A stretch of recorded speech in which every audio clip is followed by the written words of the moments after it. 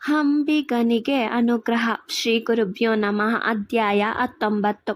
ಸಿದ್ಧಯೋಗೀಶ್ವರರು ನಾಮಧಾರಕನನ್ನು ಉದ್ದೇಶಿಸಿ ಆತನ ಪ್ರಾರ್ಥನೆಯನ್ನು ಮನ್ನಿಸಿ ಶ್ರೀ ಗುರು ಚರಿತ್ರೆಯನ್ನು ನಿರೂಪಿಸುತ್ತಾ ಮುಂದುವರೆದರು. ಶ್ರೀಗಳು ಔದಂಬರ ವೃಕ್ಷದ ಬಳಿ ನೆಲೆಸಲು ಕಾರಣವಿದೆ. ಹಿಂದೆ ಶ್ರೀ ಹರಿಯು ನೃಸಿಂಹಾವತಾರ ಮಾಡಿದಾಗ ಹಿರಣ್ಯಕಶಿಪುವಿನ ಕರುಳನ್ನು ಬಗೆದನು.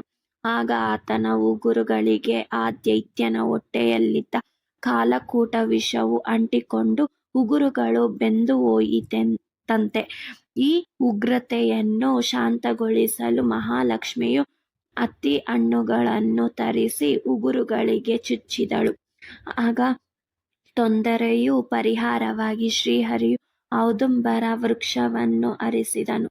ಇಂದಿನಿಂದ ಭೂಲೋಕಕ್ಕೆ ಔದಂಬರ ವೃಕ್ಷವು ಸದಾ ಫಲ ಭರಿತವಾಗಿಲಿ.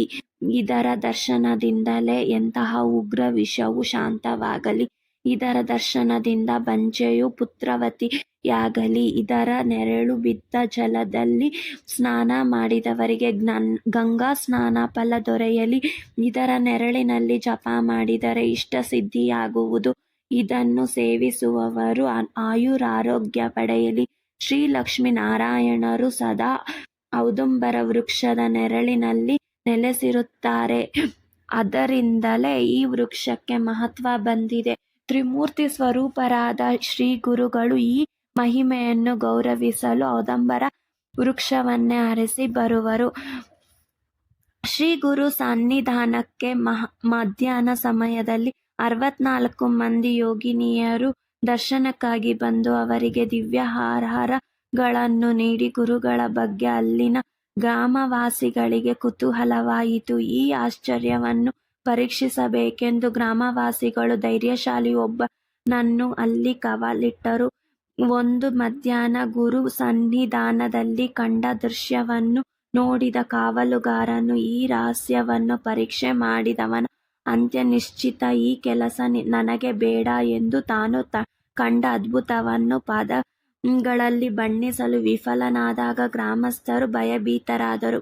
ಶ್ರೀ ಗುರುಗಳ ಕುಟೀರದ ಸಮೀಪದಲ್ಲಿಯೇ ಒಬ್ಬ ಅಂಬಿಗನ ಹೊಲವಿತ್ತು. ಒಂದು ಮಧ್ಯಾಹ್ನ ಸಮಯದಲ್ಲಿ ತನ್ನ ಹೊಲಕ್ಕೆ ಹೋದಾಗ ಶ್ರೀ ಗುರು ಪೂಜೆಯಲ್ಲಿ ನಿರತರಾಗಿದ್ದ 64 ಜನ ಯೋಗಿನಿಯರನ್ನು ನೋಡಿ ಆಶ್ಚರ್ಯಚಕಿತನಾದನು. ಗುರು ಪೂಜೆ ಮುಗಿದ ನಂತರ ಯೋಗಿನಿಯರು ನದಿ ಪ್ರವಾಹದಲ್ಲಿ ಗುರುಗಳೊಡನೆ ಸೇರಿ ಹೋದರು. ನದಿಯು ಕಾವಲೊಡೆದು ಅವರಿಗೆ ದಾರಿ ಮಾಡಿಕೊಟ್ಟಿತು. ಅಂಬಿಗನು ತನಗರಿವಿಲ್ಲದಂತೆಯೇ ಅವರನ್ನು ಹಿಂಬಾಲಿಸಿದರು.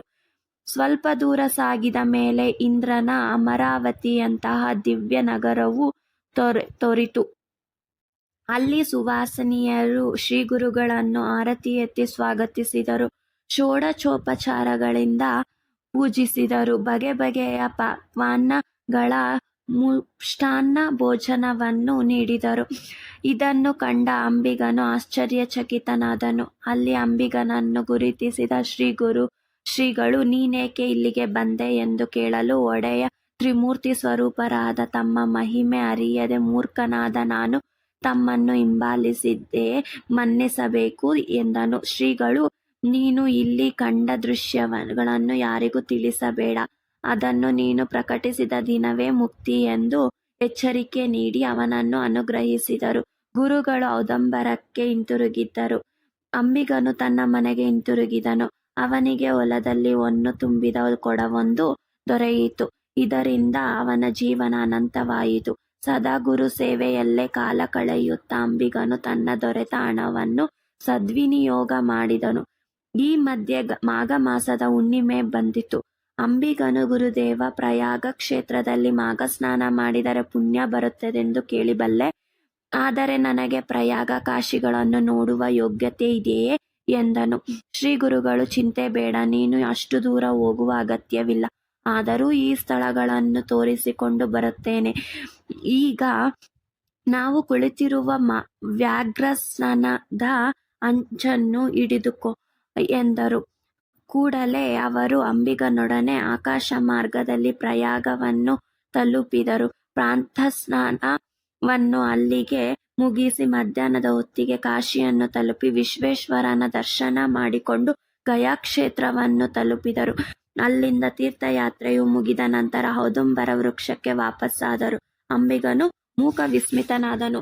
ಶ್ರೀ ಗುರುಗಳು ಇನ್ನು ಮುಂದೆ ನಾವು ರಹಸ್ಯವಾಗಿರುವುದು ಒಳ್ಳೆಯದು ಎಂದುಕೊಂಡು 64 ಜನ ಯೋಗಿನಿಯರನ್ನು ಕರೆದು ಅಲ್ಲಿಯೇ ನೆಲೆಸುವಂತೆ ಆಜ್ಞಾಪಿಸಿದರು. ಅನ್ನಪೂರ್ಣೆಯನ್ನು ಸ್ಥಾಪಿಸಿ ತಮ್ಮ ಪಾದಿಕೆಗಳನ್ನು ಅಲ್ಲಿರಿಸಿದರು.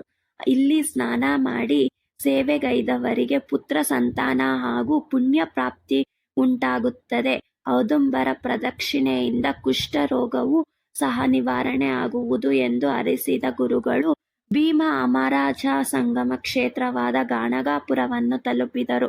ಗಾಣಗಾಪುರ ಕ್ಷೇತ್ರದಲ್ಲಿ ಪ್ರತ್ಯಕ್ಷ ರೂಪದಿಂದಲೂ ಔದುಂಬರ ವೃಕ್ಷದಲ್ಲಿ ತೇಜೋ ರೂಪದಲ್ಲಿಂದಲೂ ನೆಲೆಸಿದ್ದರು ಎಂದು ಸಿದ್ಧಯೋಗೀಶ್ವರರು ನಾಮಧಾರಕನಿಗೆ ಹೇಳಿದರು ಎಂಬಲ್ಲಿಗೆ ಅಂಬಿಗನಿಗೆ ಅನುಗ್ರಹ ಎಂಬ ಶ್ರೀ ಗುರುಚರಿತ್ರೆಯ 19ನೇ ಅಧ್ಯಾಯವು ಸಂಪೂರ್ಣವಾಯಿತು.